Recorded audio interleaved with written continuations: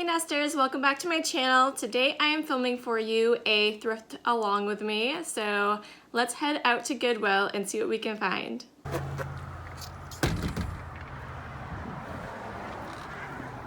So me and my son headed over to the Easter stuff first here, and still they don't really have a whole lot of Easter, unfortunately.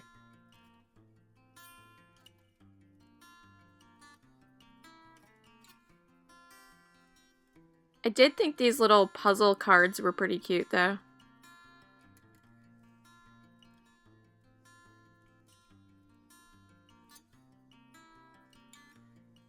For whatever reason, I'm always drawn to trivets. I always have to check them out.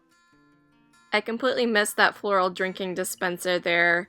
As you can imagine, it's a little complicated shopping with a 3-year-old. I see those copper Jell-O molds all the time. When I first opened my antique booth, I used to pick them up, but they never really sold for me, so I don't bother anymore. But they're something that was very popular in the 1980s, and I'm sure there are still people that like to, collect them or use them as wall decor.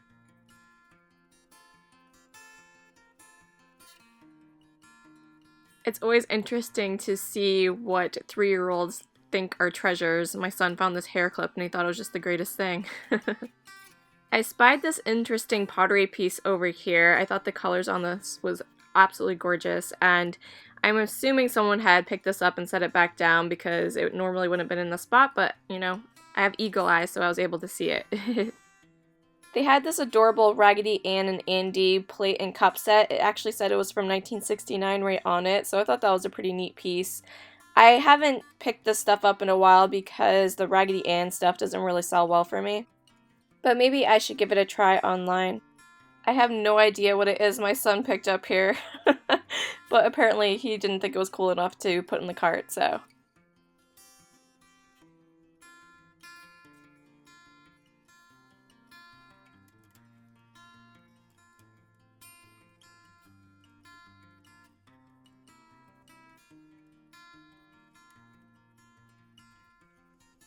Little man was trying to plead his case why he thought we needed to get this.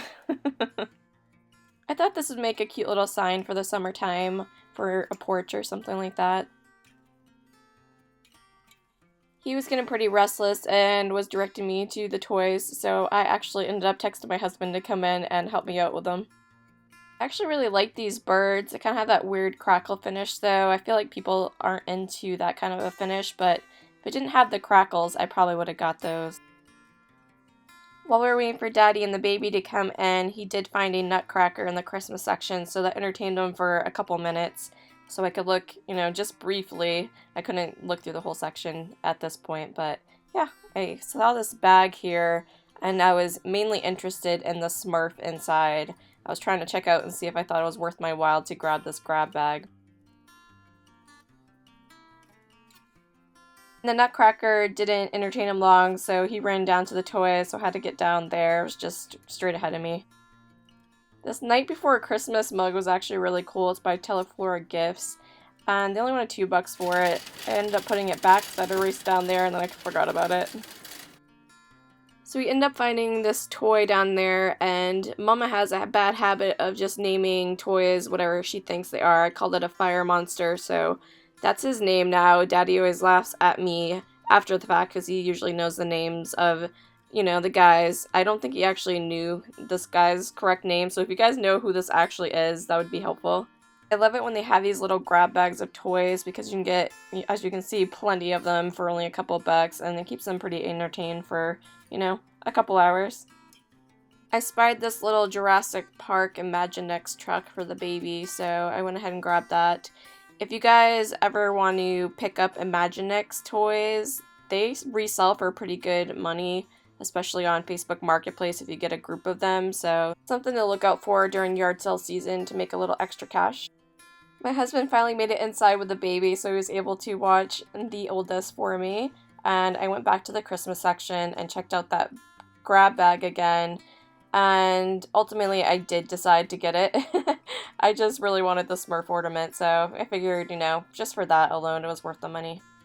Now, this is a puzzle I actually probably would put together because I really like the subject matter here. I thought it was really gorgeous, but Where it's used, I just don't like to take the risk to see if, you know, it might be a missing piece in there, so I did not get it.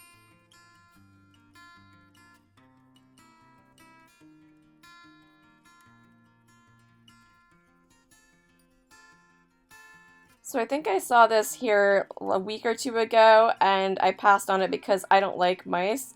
But my son recently figured out I don't like mice and rats. He was watching a cartoon, and I was saying, ew, gross.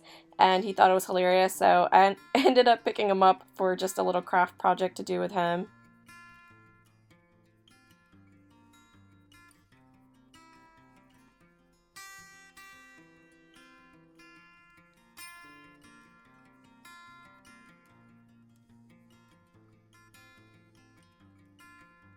My 3-year-old is super into Halloween, and my husband found this little Halloween bowling set, so that was a pretty cool find.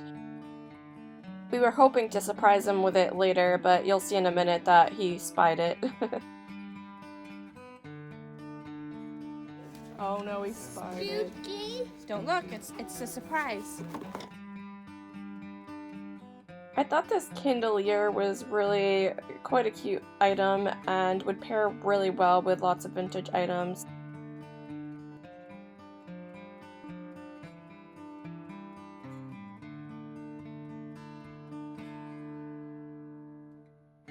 I found this odd looking horse thing in the Christmas section.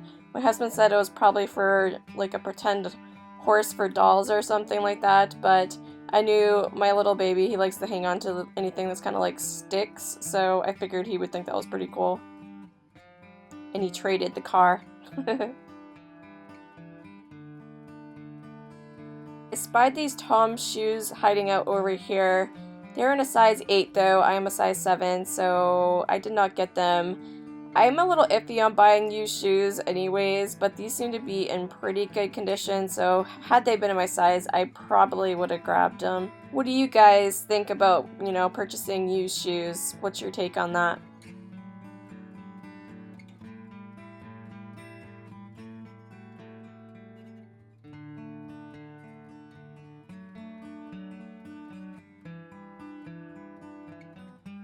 Mama, look! Do you see what I found? Mama, look. What's this?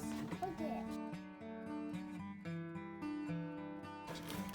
What is that? There's something. It's a giant zombie? Okay, pretty close. So this is why it's very important to take stuff out of boxes in thrift stores. This had a burned out hole breakage on the bottom, and I probably would have grabbed this had it not had that damage to it, but yeah, unfortunately it was damaged.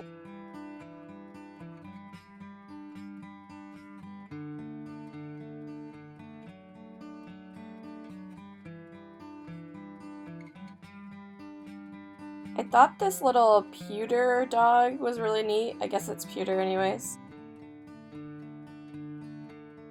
Those white and blue numbers down there, the 2 and 0, have been here forever. I feel like when I ever get around to going down to the Goodwill bins, I'll probably see them there too. That's probably just the time they'll try to, you know, get rid of them out of the store and send them down there, so yeah. The funny thing, I actually saw this a week or 2 ago at the other Goodwill in my area, so I, you know, thought it was kind of interesting. I feel like that happens a lot with these two, like, they just get donations and then send pairs, like, separate pairs off. I don't know why, but it seems to happen more often than not.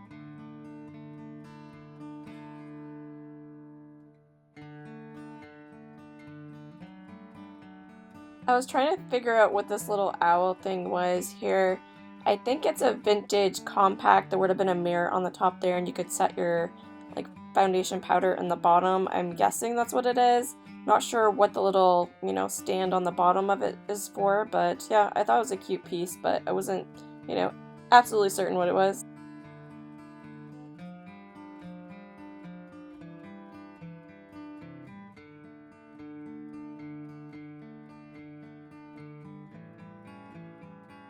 I tend to go on waves with whether I pick up Christmas items or not. This one was a really cute piece. I've always heard that golfing memorabilia is good to give to dads for Father's Day, but my father never played golf. My husband doesn't play. I don't know any men that play golf in Maine, so I don't know if it's just our area, but do you guys have, men in your life that play golf? I come across these little trophies from the 1970s quite often. I've yet to pick one up, but I do kind of think they're cute, and I could see those trending, in the near future.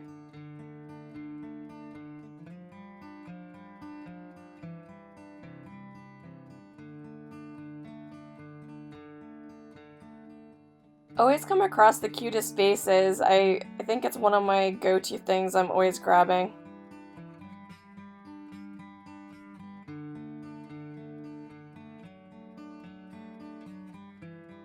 I don't come across vintage coffee mugs too often. Well, nothing with any, real value anyways.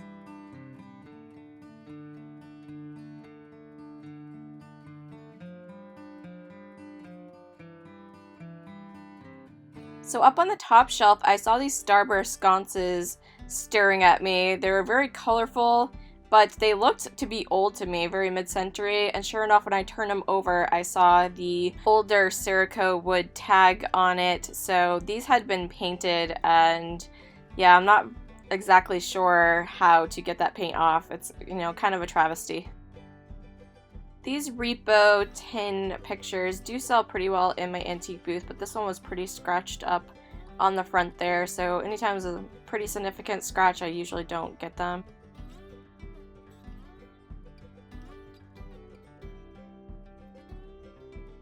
I really love the oval frame on this picture, and the picture itself is actually pretty nice as well. Now this picture actually grabbed my eye because I really like the frame, and I was gonna just get it mainly for the frame, but the painting on it is actually by an artist called Raymond Wintz, and it's a famous painting called Blue Door. There are copies up online for around $300, so I'm probably going to resell it as is. I won't typically buy lamps unless they're all together, with the shade included and the finial. But I did see this one cool lamp up here that I really liked. It seemed to be older, but the base of it was so heavy, I wouldn't even, fathom trying to ship this thing. So, I did leave it behind, but I did think it was a pretty neat piece.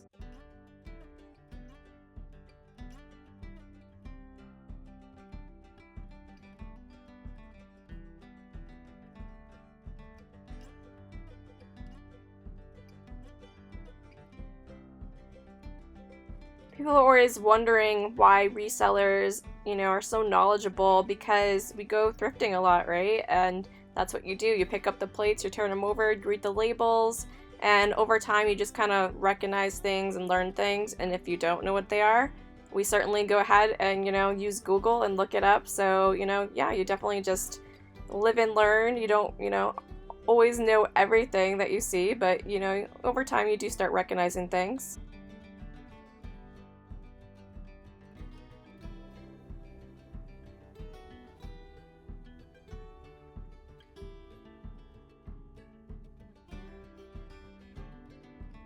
This collector's plate was pretty intense. It's the most realistic picture I've ever seen on one of those.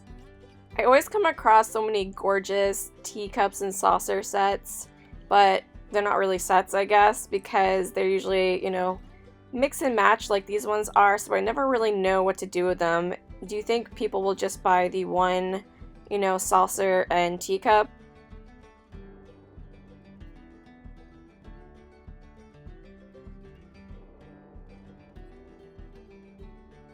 I do want to start looking into this transferware stuff a little bit more, but this set actually had some chips in it, so I didn't bother with that. Just a couple of weeks ago, I picked up something similar to this. It was a Ramiro glass bowl, and it had the same kind of watercolor swirl detailing in the inside of it. The one I got was blue, but I'm not sure who made this. It could be the same company, but I definitely thought that was a nice find. I'm trying to dabble in some sports memorabilia. I know college teams seem to do really well, and I actually recognize the Florida Gators, so I thought these were pretty cool. So what did you guys think? Did you see anything that you would have picked up? Let me know in the comments below. And if you want to see the haul to this video, make sure you are subscribed so you don't miss it. And we'll catch you in the next one, guys. Bye.